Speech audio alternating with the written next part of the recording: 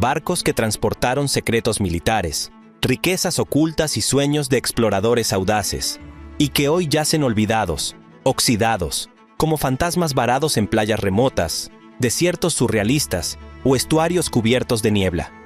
¿Qué misterios esconden esos cascos corroídos? Los barcos abandonados más asombrosos jamás encontrados, desde el célebre MV Panagiotis, perseguido por la armada griega en un episodio digno de película, hasta el surrealista Edward Bolen.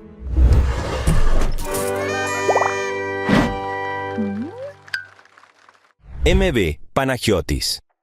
¿Alguna vez te has preguntado cómo un simple barco mercante puede transformarse en un símbolo casi mítico de una isla?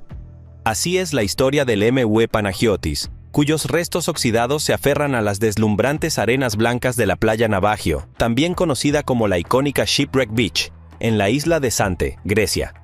Este naufragio no solo ha capturado la atención de turistas y fotógrafos de todo el mundo, sino que también ha tejido su historia en un velo de misterio, contrabando y leyendas que mantienen viva la curiosidad colectiva década tras década. El MV Panagiotis, construido en 1937 en Escocia, bajo el nombre Saint Bedan, era un carguero robusto destinado a transportar mercancías a lo largo del Mediterráneo.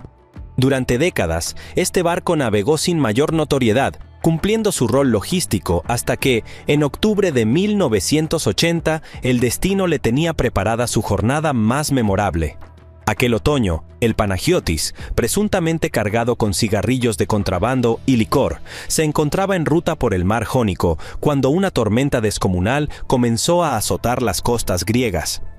El mal tiempo, sumado a la persecución de las autoridades griegas, llevó a la embarcación a encallar en una cala remota rodeada por imponentes acantilados de piedra caliza, sellando su destino para siempre. Lo que podría haber sido un simple incidente marítimo se convirtió en la leyenda fundacional de Shipwreck Beach.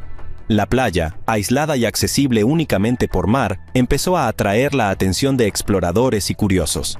Lo que encontraron fue un barco oxidado, encallado como un centinela que parecía narrar historias de naufragios y contrabando.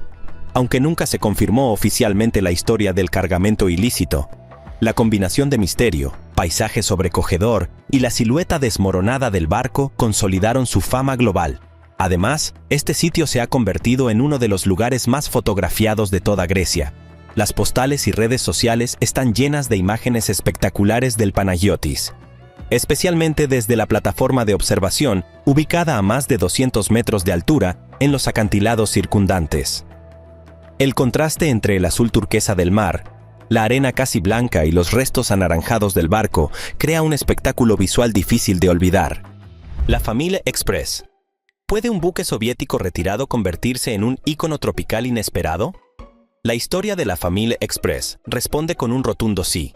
Esta embarcación, que comenzó su vida en 1953 como el Fuerte Shevchenko, operaba originalmente como un buque de servicio para plataformas petrolíferas en alta mar, destinado a la Armada Soviética. Durante décadas, surcó las aguas del Mar Caspio, proporcionando suministros a pozos petrolíferos remotos, cumpliendo una función eminentemente práctica y carente de glamour. Sin embargo, su historia dio un giro sorprendente en 2004, cuando quedó encallado cerca de la isla de Providenciales, en las islas Turcas y Caicos, y comenzó su segunda vida como una atracción ineludible del Caribe.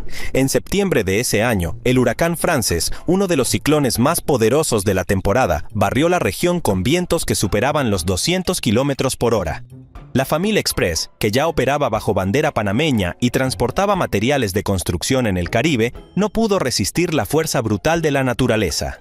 Anclado inicialmente en el muelle sur de Providenciales, fue arrastrado por más de 12 millas náuticas hasta quedar atrapado en las aguas poco profundas de Caicos Banks. Desde entonces, su esqueleto de acero se ha convertido en un monumento inconfundible y una parada casi obligatoria para los viajeros aventureros. A diferencia de muchos naufragios aislados y difíciles de alcanzar, la Famille Express se encuentra a tan solo 3 kilómetros de la costa, lo que lo hace accesible para excursiones en moto acuática, kayak o incluso paddleboard. Este aspecto lo ha convertido en un destino popular tanto para los turistas más atrevidos como para los fotógrafos ansiosos por capturar su perfil oxidado y dramático contra el azul infinito del Mar Caribe. Pese a ser un naufragio relativamente reciente, La Famille Express ha logrado convertirse en un hábitat sorprendentemente rico para la vida marina. Investigadores y buceadores han documentado que los arrecifes artificiales formados en torno a su estructura albergan especies como peces loro, langostas y pequeños tiburones nodriza, demostrando cómo la naturaleza puede reclamar y transformar incluso los despojos de la civilización. Peter Iredale. ¿Qué sucede cuando un barco se convierte en parte inseparable del paisaje? La historia del Peter Iredale es un testimonio conmovedor de cómo la naturaleza y la historia pueden entrelazarse hasta volverse indivisibles. Esta embarcación británica, construida en 1890 en Maryport, Inglaterra, era un carguero imponente de 4 mástiles, con una longitud que alcanzaba los 87 metros. Su destino lo llevó a cruzar mares desafiantes y a formar parte de un capítulo inolvidable en la costa de Oregón, en los Estados Unidos. El 25 de octubre de 1906, el Peter Iredale emprendió su última travesía desde Salina Cruz, México, con la intención de llegar al río Columbia para recoger un cargamento de trigo destinado al Reino Unido. Sin embargo, las fuerzas impredecibles de la naturaleza tenían otros planes. Una combinación letal de densa niebla y vientos implacables desvió el rumbo del barco, arrastrándolo hacia Clatsop Spit, una extensa lengua de arena famosa por sus traicioneras aguas. A pesar de los desesperados intentos del capitán H. Lawrence por enderezar la situación, el barco encalló violentamente, rompiendo 3 de sus mástiles en el impacto. Lo que podría haberse convertido en una tragedia marítima se resolvió milagrosamente sin víctimas fatales. Los 27 tripulantes, incluidos 2 polizones, fueron rescatados ilesos. Según cuentan las crónicas, el capitán Lawrence, al abandonar el barco, se despidió diciendo: «Que Dios los bendiga y que sus huesos se blanqueen en estas arenas», una frase que ha quedado inmortalizada en la historia local. Aunque se planeó reflotar el Peter Iredale, las duras condiciones meteorológicas y la arena implacable hicieron imposible el rescate.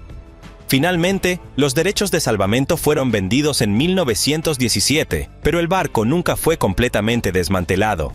Con el tiempo, sus restos comenzaron a fundirse con el entorno, convirtiéndose en un icono turístico del Parque Estatal Fort Stevens. Hoy en día, los visitantes pueden caminar junto a su oxidada proa y observar las costillas metálicas que emergen dramáticamente de la arena, especialmente durante la marea baja. A pesar de haber estado varado por más de 100 años, el Peter Iredale ha resistido múltiples tormentas y hasta tsunamis menores sin desaparecer por completo. De hecho, el Servicio de Parques de Oregón ha documentado que las tormentas más recientes han llegado a desenterrar secciones previamente cubiertas por la arena, revelando nuevos detalles de la estructura original del barco. Francisco Morazán. ¿Qué ocurre cuando un barco parece estar destinado a una vida de cambios perpetuos? La historia del Francisco Morazán es un ejemplo fascinante de cómo una embarcación puede reinventarse tantas veces como cambian los tiempos. Este buque alemán fue construido en 1922 en Hamburgo bajo el nombre Arcadia, pero su existencia estuvo marcada por una serie de renombramientos y cambios de propietario que reflejan las turbulencias del siglo XX. En sus primeros años, el barco operó bajo distintos nombres como Elbing y Empire Congress, sirviendo principalmente en rutas comerciales europeas. Después de la Segunda Guerra Mundial, pasó por varias manos y adoptó nuevos nombres, incluyendo Skuld, Ringas y Los Mayos, antes de ser finalmente bautizado como Francisco Morazán en 1958, en honor al destacado líder hondureño. Cada nuevo nombre traía consigo un nuevo propósito y, en cierto modo, una nueva identidad, como si el barco intentara constantemente reinventarse en un mundo que cambiaba rápidamente.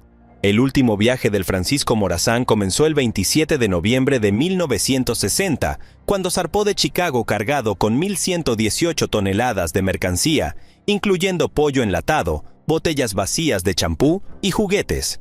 Su destino era Rotterdam y Hamburgo, pero la travesía estaba destinada a terminar antes de tiempo. A medida que navegaba hacia los Grandes Lagos, una serie de infortunios se concatenaron. Una espesa niebla descendió sobre la ruta y un fallo crítico en la bomba de alimentación de la caldera obligó al barco a derivar durante largas horas mientras la tripulación intentaba resolver el problema. La situación se volvió aún más crítica cuando, en la noche del 28 de noviembre, una feroz tormenta de nieve se desató en las inmediaciones de Point Betsy. La visibilidad era casi nula, y a las 19:15 horas, el Francisco Morazán encalló dramáticamente a solo 275 metros de la costa de la isla South Manitou. La tripulación, incluida la esposa embarazada del capitán, logró evacuar con la ayuda de la Guardia Costera estadounidense, pero los intentos de rescatar el barco fueron en vano. Tras el naufragio, los residentes locales aprovecharon la oportunidad para recolectar gran parte de la carga del barco. Durante semanas, las playas cercanas estuvieron llenas de latas de pollo y juguetes, que se convirtieron en un recuerdo imborrable para las generaciones de la zona. Barcos de hormigón Quiptopeque. ¿Quién hubiera imaginado que la escasez de acero durante la Segunda Guerra Mundial daría lugar a uno de los paisajes marítimos más insólitos y fascinantes de la costa este de Estados Unidos? Los barcos de hormigón de Quiptopeque son la prueba viviente de que la necesidad agudiza la inventiva humana. Situados frente a las costas de Virginia, estos gigantes de concreto han pasado de ser soluciones improvisadas de guerra a convertirse en un santuario ecológico y un atractivo turístico ineludible. Su historia, cargada de innovación y resiliencia, nos invita a explorar una época en la que la ingeniería tuvo que adaptarse a circunstancias extremas para cumplir su cometido. Durante la Segunda Guerra Mundial, la demanda mundial de acero alcanzó niveles sin precedentes. Los astilleros luchaban por mantener la producción de buques de guerra y transporte, pero la materia prima escaseaba. Fue entonces cuando la Comisión Marítima de Estados Unidos, buscando alternativas viables, decidió utilizar el hormigón armado para construir una serie de barcos destinados a aliviar la presión logística. Así nacieron los famosos barcos McCloskey, llamados así por la empresa encargada de su construcción, McCloskey y compañía, con sede en Filadelfia. Aunque inicialmente generaron escepticismo, estos barcos demostraron ser resistentes y funcionales, navegando en las aguas tanto del Atlántico como del Pacífico durante los años más duros del conflicto. Tras la guerra, muchos de estos barcos quedaron obsoletos para la navegación, pero no para otros usos estratégicos. En 1948, 9 de estos gigantes de hormigón fueron hundidos deliberadamente para formar un rompeolas frente a la terminal de ferry de Quiptopeque. La función de esta estructura era proteger la terminal y sus embarcaciones de las fuertes mareas y tormentas que azotaban la bahía de Chesapeake. Lo que comenzó como una solución temporal acabó convirtiéndose en una parte integral del paisaje local, transformando la costa en un refugio seguro tanto para marineros como para la vida silvestre. Hoy en día, los barcos de hormigón de Quiptopeque siguen cumpliendo su papel de guardianes silenciosos, pero también han adquirido un valor ecológico inesperado. La superficie rugosa del hormigón ofrece un hábitat ideal para percebes, algas y otros organismos marinos, creando un ecosistema vibrante que alberga peces, crustáceos y aves marinas. Este fenómeno ha convertido la zona en un lugar predilecto para pescadores, kayakistas y amantes de la naturaleza. El SS Selma, uno de los barcos de hormigón construidos en la misma época, sigue siendo el barco de hormigón armado más grande jamás construido en Estados Unidos y se encuentra varado cerca de Galveston, Texas. Este hecho subraya la magnitud y la ambición detrás de este tipo de proyectos, que aunque hoy parezcan rudimentarios, en su momento representaron la cúspide de la innovación naval bajo condiciones extremas. Edward Bolen. ¿Puede un barco convertirse en el emblema perfecto de lo que significa estar perdido en el tiempo y el espacio? El Edward Bolen es, sin lugar a dudas, uno de los ejemplos más impactantes de cómo un naufragio puede transformarse en una visión casi surrealista. Este carguero alemán, construido en 1891, encontró su trágico destino el 5 de septiembre de 1909, cuando encalló en la desolada costa de los Esqueletos en Namibia, una región conocida por sus traicioneras aguas y su implacable desierto. El Edward Bolen zarpó desde Swakopmund con destino a la bahía de la Mesa, transportando mercancías valiosas. Sin embargo, la combinación mortal de una densa niebla y fuertes corrientes llevó al barco a desviarse de su ruta y encallar en la bahía de la Concepción. Lo que distingue a este naufragio de tantos otros no es solo su ubicación remota, sino la extraña metamorfosis que ha sufrido a lo largo de más de un siglo. Poco a poco, las arenas movedizas del desierto del Namib fueron invadiendo el casco del barco, hasta dejarlo varado a casi 400 metros tierra adentro, en un espectáculo que parece sacado de un sueño. La visión del Edward Bolen, medio enterrado en la arena con su estructura oxidada y carcomida por el tiempo, ha capturado la imaginación de exploradores, fotógrafos y documentalistas de todo el mundo. La Costa de los Esqueletos, ya de por sí famosa por su colección de naufragios y huesos blanqueados por el sol, encontró en este barco su imagen más icónica, una especie de monumento natural que simboliza la fragilidad de los sueños humanos frente al poder incontenible de la naturaleza. Edward Bolen ha aparecido en varias producciones cinematográficas y documentales, incluido un episodio de la serie El Gran Tour de Amazon Prime, donde los presentadores recorren la Costa de los Esqueletos en vehículos todoterreno, maravillados por la desolación y la belleza de la región. Esta exposición mediática ha incrementado el interés turístico por la zona, aunque el acceso sigue siendo complicado y requiere la contratación de excursiones especializadas con guías expertos. MV Captainis. ¿Puede un simple carguero convertirse en un emblema accidental de la historia marítima de Escocia? La historia del MV Captainis es un fascinante ejemplo de cómo la tragedia y la naturaleza pueden transformar un hecho aislado en un hito visualmente inolvidable.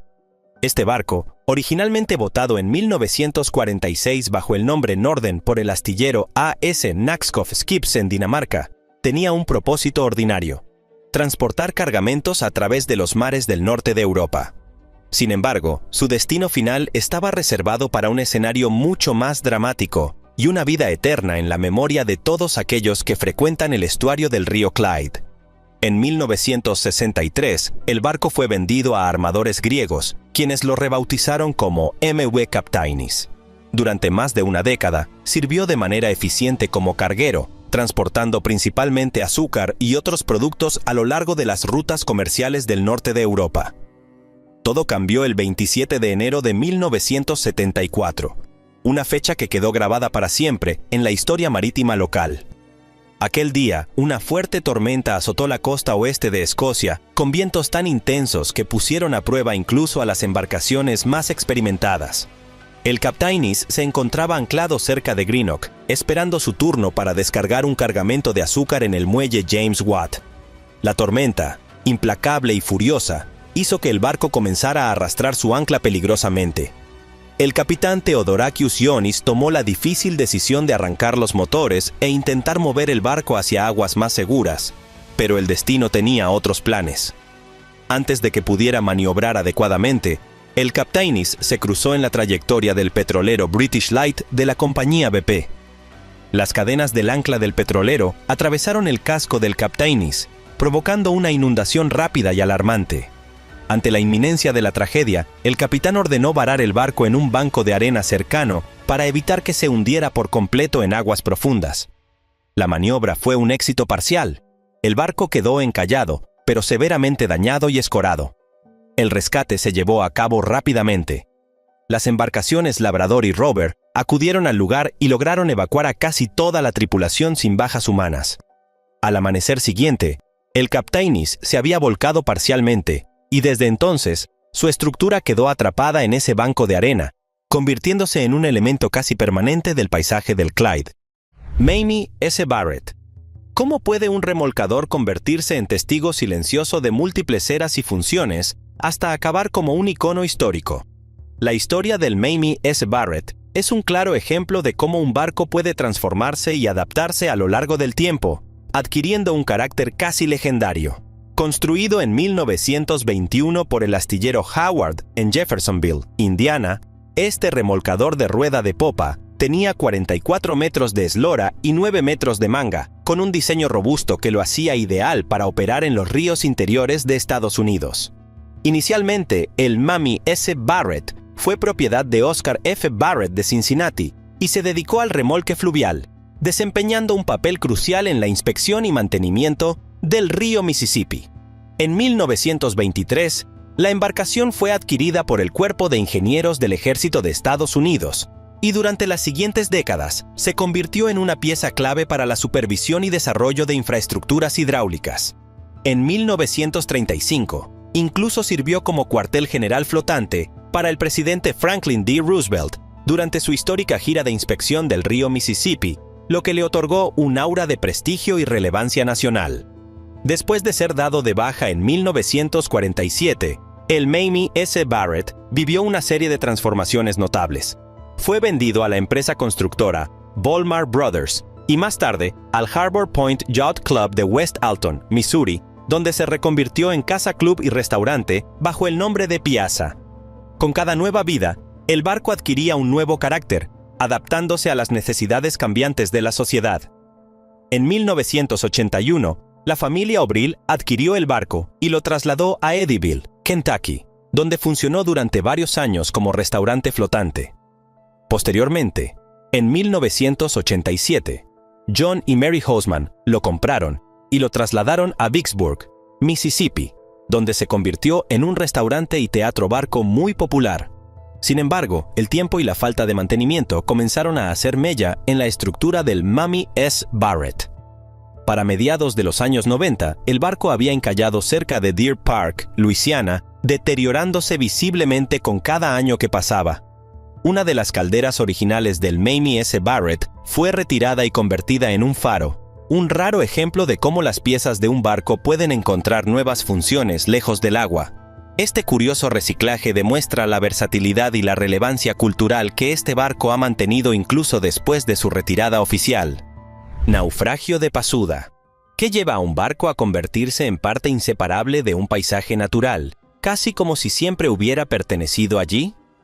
La historia del naufragio de Pasuda es una de esas en las que el mar, la tormenta y el destino se unen para dejar una huella indeleble en la memoria colectiva.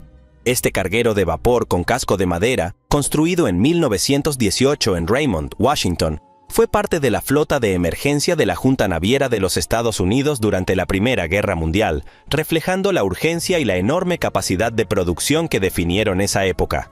El Pasuda, con sus 79 metros de eslora, fue diseñado para satisfacer la apremiante necesidad de transporte de mercancías durante la guerra. Sin embargo, apenas finalizado el conflicto, se convirtió rápidamente en excedente, pasando a servir para fines civiles. A finales de la década de 1920, encontró un nuevo propósito como barcaza maderera, transportando enormes cantidades de troncos a lo largo de la escarpada costa del Pacífico Noroeste, un trabajo esencial para la pujante industria maderera de la época. El 11 de diciembre de 1928, mientras era remolcado por el Imbricaria a través del peligroso estrecho de Écate, una fuerte tormenta sorprendió a la tripulación. Las violentas ráfagas y el mar embravecido hicieron que el Pasuda se soltara de su cuerda de remolque y quedara a merced de la naturaleza. La deriva lo llevó directamente hacia la costa, encallando cerca de la desembocadura del río Tlel, en la Columbia Británica, concretamente en la playa este del Parque Provincial Naikun. Lo que pudo haber sido una simple pérdida material se convirtió, con el tiempo, en uno de los destinos más enigmáticos y fotografiados de la región. La ruta de acceso hasta su naufragio se ha convertido en uno de los senderos más valorados por excursionistas y amantes de la naturaleza, el Sendero del Naufragio de Pasuda. Este sendero, de aproximadamente 10 kilómetros ida y vuelta, serpentea a través de un bosque primario compuesto por imponentes píceas de sitka y cedros, rodeados de musgo verde brillante y helechos gigantes, creando un ambiente casi mágico antes de desembocar en la playa donde los restos del Pasuda sobresalen dramáticamente de la arena. SS Maheno. ¿Puede un transatlántico de lujo reconvertirse en símbolo de la guerra y, finalmente, en un esqueleto marítimo venerado por turistas? La historia del SS Maheno es un relato épico que cruza la línea entre la opulencia, la tragedia y el eterno misterio del mar. Este barco fue construido en 1905 por la prestigiosa firma William Denny & Brothers en Dumbarton, Escocia, y desde su primer viaje dejó una huella imborrable en la historia de la navegación del Pacífico Sur. El Maheno fue, en su origen, un transatlántico destinado a la ruta entre Nueva Zelanda y Australia, con un diseño que lo convertía en uno de los barcos más rápidos y elegantes de su época.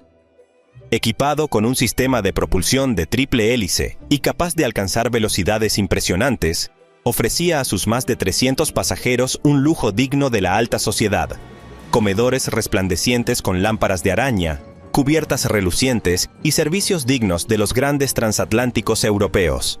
No pasó mucho tiempo antes de que se ganara el apodo de El Orgullo del Mar de Tasmania, gracias a sus récords de velocidad y su impecable servicio. Sin embargo, como ocurre con tantos barcos icónicos, su historia dio un giro radical con el estallido de la Primera Guerra Mundial. El Maeno fue requisado por las fuerzas navales de Nueva Zelanda y reconvertido en barco hospital, de blanco inmaculado, con franjas verdes y cruces rojas pintadas en sus costados. Zarpó hacia escenarios mucho más sombríos, transportando a miles de soldados heridos desde las playas de Galípoli hasta la seguridad de hospitales en Egipto y Malta. Su tripulación médica trabajó incansablemente entre lamentos y lágrimas, transformando lo que había sido un palacio flotante en un santuario de esperanza y dolor. Mary D. Hume. ¿Puede un barco convertirse en la crónica viviente de un siglo de historia marítima? La historia del Mary D. Hume demuestra que la longevidad y la capacidad de adaptación son cualidades tan admirables en una embarcación como en cualquier ser humano. Construido en 1881 en Gold Beach, Oregón, este barco de madera, reforzado con cedro blanco local, tuvo una vida tan multifacética que parecería el personaje de una novela épica. Fue diseñado inicialmente para atender las necesidades de la floreciente industria conservera de la época, transportando mercancías y suministros entre Gold Beach y San Francisco, convirtiéndose en un eslabón esencial para la economía local. Durante sus primeros 10 años de servicio, el Mary D. Hume ayudó a dinamizar la región, transportando salmón enlatado y madera, lo que lo convirtió en un símbolo de prosperidad. Sin embargo, con la decadencia de la industria del salmón a causa de la sobrepesca y los desafíos ambientales, el barco no quedó abandonado, sino que encontró una nueva vida al ser adaptado para la caza de ballenas en las frías aguas del Ártico. En 1889 fue adquirido por la Pacific Whaling Company y pasó más de una década capturando ballenas barbadas en el mar de Bering, protagonizando viajes largos y arduos que exigieron lo máximo de su tripulación. Estos marineros enfrentaron condiciones extenuantes, desde escorbuto hasta la soledad más profunda, pero el Mary D. Hume resistió cada prueba, marcando un récord en capturas que lo colocó entre los barcos balleneros más exitosos de su tiempo.